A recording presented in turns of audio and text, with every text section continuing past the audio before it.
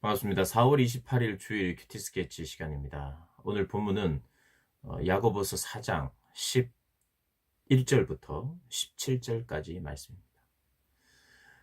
오늘 본문 11절은 이렇게 시작을 합니다. 형제들아 서로 비방하지 말라.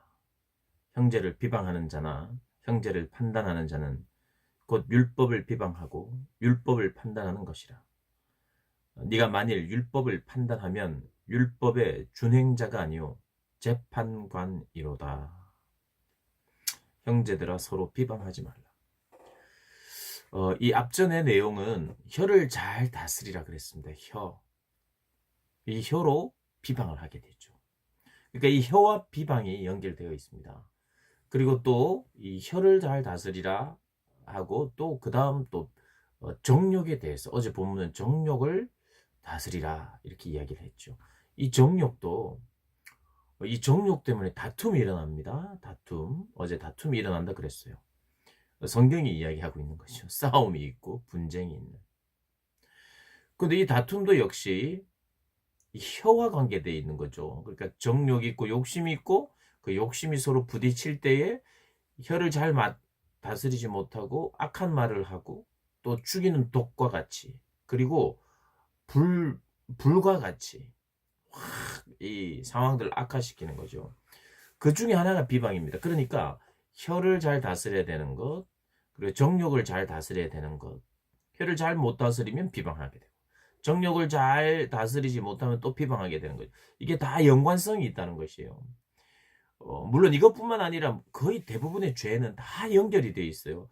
사람이 거짓말하다가 들키면 그것을 또 은닉시키기 위해서 사람을 죽이기도 하고, 또 사람을 죽이고 모함하기도 하고, 계속해서 거짓을 일삼고 또 고집을 피우고 그러다가 또 비방을 하고 이런 여러 가지 일들이 함께 이게 죄라고 하는 것은 자석처럼 이 여러 가지 죄악들이 한꺼번에 이렇게 달라붙는 것을 우리가 볼 수 있어요.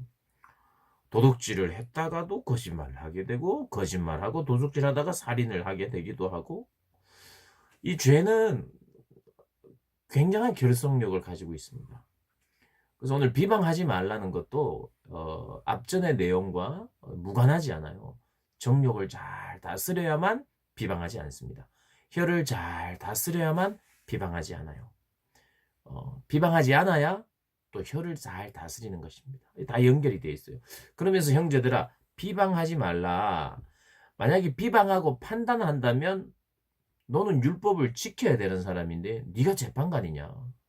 네가 왜 판단을 하냐 이렇게 말하는 것이에요. 그래서 형제를 판단하는 자는 교만한 자고 교만하게 되면 형제를 사랑하지 않는 자가 돼요. 그러니까 사랑하지 않는 게 문제입니다. 그렇죠? 그래서 우리가 정말 해야 되는 것은 뭐냐면 형제에 대해서 판단하고 정죄하는 것이 아니에요.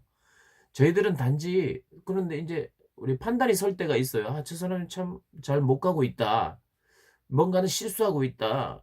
그럴 때 우리가 정말 기도하고 겸허한 마음으로 온유한 심령으로 그를 고쳐주기도 해야 돼요. 가서 이야기해 주기도 하고 그 사랑하는 마음으로. 그래서 우리는 권면을 나눌 수는 있어요. 그러나 최종적인 판단은 우리가 하는 게 아니에요. 내가 보기에 이게 아닌 것 같고 그래서 이런 저런 이유로 이런 것 같다라고 권면하고 돌아오기를 간절히 바라고 이러는 거죠.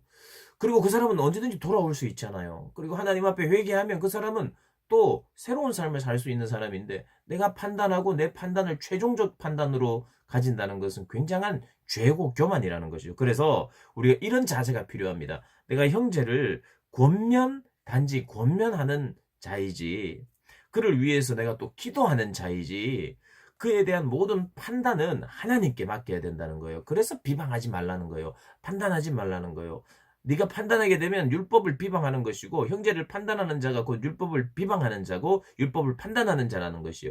그 말은 즉 하나님을 판단하는 거라는 거예요. 형제를 판단하는 것이 하나님까지 판단한 자리로 갈 수 있다는 것이에요. 우리가 기억해야 합니다. 그래서 우리의 형제들과의 관계 속에서 이런 기준을 두면 되겠어요. 나는 어떻게 형제들과 관계해야 되느냐? 내가 누군가의 이름을 떠올리고 또 그 사람을 생각할 때 그 사람을 위해서 기도해주고 싶은 마음이 안 생기는 사람을 만들면 안 됩니다. 우리는 그 누군가를 위해서 항상 또 어떤 부족하고 나를 아프게 하는 형제도 혹시 있다면 그를 위하여 기도해 줄 수 있는 관계는 반드시 내가 결정하고 결단해야 돼요. 그래서 혹시 내 삶 속에 누군가를 위해서 기도해 줄 수 없는, 기도해 주기 싫은 사람이 있다면 하나님은 그냥 있지 않으세요. 우리에게 계속해서 권면해 주십니다. 너는 형제를 위하여 기도하라. 그래야 비방하지 않는 겁니다. 우리는 기도하는 사람이에요. 그 형제를 위해서 형제를 판단하는 자가 아니라 형제를 위하여 기도하는 사람입니다. 그것이 바로 형제를 사랑하는 것이에요. 우리는 형제들을 동일하게 사랑할 수는 없어요. 똑같은 분량과 똑같은 마음으로 사랑할 수는 없어요. 그러나 그들을 위해서 진심으로 간절히 기도할 수는 있어야 돼요. 그건 우리의 의지적인 문제입니다. 하나님, 내가 기도하겠습니다. 그래서 비방하지 않고 기도해야 합니다. 그리고 이제 이어서 이런 이야기를 합니다. 사람들에게 요 아마 비방하는 일 속에는 이런 것이 있었을 거예요. 아마도 네가 그렇게 사는데 네 미래가 뻔하다. 그죠? 너 미래는 볼 것도 없다. 이런 비방도 있을 거예요. 그러면서 동시에 자기는 나는 이런 좋은 미래가 열려 있을 거야. 나는 그러면서 이제 장사하는 사람이 어떤 도시에서 1년을 머물며 장사하고 이익을 볼 것이다라고 자기 자신에 대해서 약간 낙관을 가지는 자들에게 14절에 내일 일을 네가 알지 못하는데 너의 생명이 무엇이냐 잠깐 보이다가 없어진 안개일 뿐인데 어찌하여 내일 일을 장담하고 오늘의 어떤 일과 내일을 연관시켜서 내일을 확신하고 자랑하느냐. 그건 교만이라는 것이에요. 그것을 성경은 이렇게 이야기합니다. 허탄한 자랑이다. 허탄한 자랑. 여러분 내가 과거에 이랬고 현재도 이랬기 때문에 전망을 보고 미래에 대해서 나는 될 거야 라고 하는 것 물론 그런 확신 주님이 주시는 마음이고 그렇다면 우리가 확신을 가져야 돼요. 그러나 내가 이랬기 때문에 내가 내일의 어떤 계획을 장담하는 것은 악하다 그래요. 그래서 반드시 전제하라는 거예요. 어떤 전제요? 주님의 뜻이면 내가 이것도 하고 저것도 하리라. 내일 내가 계획하는데 항상 전제는 주님의 뜻이면 그리고 주님이 원하시면 야고보서가 이걸 이야기하고 있어요. 함부로 내일을 확정하고 함부로 장담하지 말. 그것은 교만이고 그것은 자랑이 되는데 그것은 정말 헛된 자랑이고 그것은 악한 것이다. 16절에 이야기합니다. 좀 심하게 들릴 수 있어요. 그러나 함부로 내가 미래를 확정하고 내 생각과 계획대로 뭔가 될 것처럼 하는 사람은 악하고 허탄한 자랑이며 교만하다는 것이죠. 항상 겸손하게 하나님을 자랑하고 하나님을 의지하고 하나님이 허락하신다면이라는 늘 전제를 갖지 않으면 어떤 일에 빠지느냐? 내 자랑의 자리로 빠져요. 내 자랑을 자꾸 하다 보면 다른 사람이 막 자랑할 때 어떻게 하냐면 비방해요. 다른 사람과 내 사이가 정욕으로 욕심으로 부딪히면 그 사람을 비방하게 돼 있어요. 그럼 어떤 죄의 쳇바퀴 속에서 우리가 계속해서 있느냐 하면 내가 교만해지고 겸손하지 않고 내가 허탄한 자랑을 하고 다른 사람을 비방하고 싸우고 분쟁하고 나누고 내 이 가슴은 온통 벌집처럼 벌집을 쑤셔놓은 것처럼 이리저리 난리가 나는 거예요. 난리가. 허탄한 자랑 속에 비방 속에 자기 자랑 속에 어디서 많이 보지 않았어요? 그 사람 항상 비방하고 누군가를 비방하고 판단하고 또 자기는 또 자랑하고 또 내일에 대해서 확신하고 자랑하고 교만하고 겸손하지 않고 남에 대해서는 비방하고 판단하고 어디서 많이 봤죠? 그런 사람들 주변에 있죠? 그런 사람들 이름이 있죠? 그런데 그게 나일 수 있습니다. 나는 어떻습니까? 내 자랑하기를 좋아하진 않습니까? 또 다른 이들을 비방하기를 또 좋아하진 않아요? 저 사람 좀 비방받을 만한 사람이라 그러면서 이야기를 하고 너도 비방을 좀 해봐. 나도 이렇게 당했어. 비방하는 것 악이라고 말해요. 자랑하는 것 악이라고 말해요. 비방, 혀를 잘못 놀림, 정욕, 욕심 이런 것이 다 뒤섞여서 우리를 죄의 자리에 머물게 하는 것이에요.